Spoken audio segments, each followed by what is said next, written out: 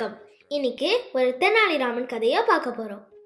தெனாலிராமனுடைய முழு பெயர் ராமகிருஷ்ணன். தெனாலி என்ற ஊரில் பிறந்ததால் தெனாலிராமன் என்று அழைக்கப்பட்டார்.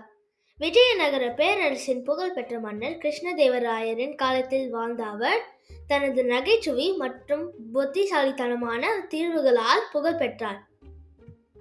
எப்ப தெனாலிராமனுடைய கதைக்குள்ள போலாம். இந்த கதையோட பேரு யானையின் எடை. விஜயநகர சாம்ராஜ்யத்தில் எப்போதும் மக்கள் சந்தோஷமாக வாழ்ந்தனர். அந்த நாட்டில் வாழ்ந்த ஒரு புகழ்பெற்ற வியாபாரி விலங்குகளை வளர்த்து விற்பனை செய்வதில் சிறந்தவராக இருந்தார்.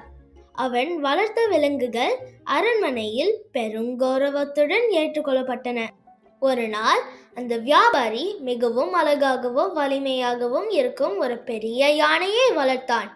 அவன் ஆசைப்பட்ட விஷயம் ஒன்றே, அந்த யானையை எப்படியாவது ராஜ்யத்தின் மன்னன் கிருஷ்ணதேவராயரிடம் விற்பனை செய்து பெரும் பணம் சம்பாதிக்க வேண்டும் என்பதுதான்.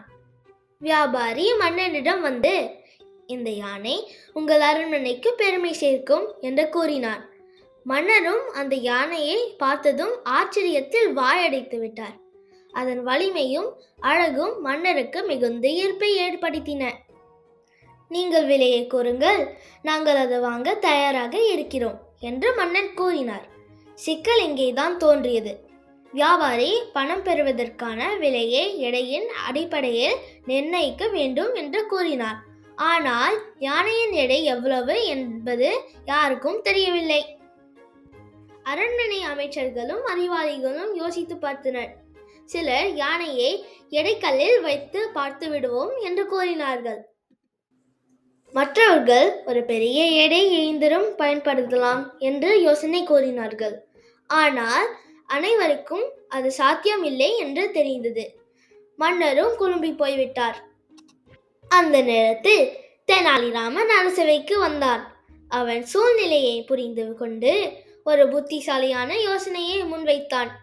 அரசே, எதையும் சிக்கலாக்காமல் யானையின் எடையை எளிமையாக கணிக்க முடியும் என்று கூறி தெனாலிராமன் செயல்பட தொடங்கினான்.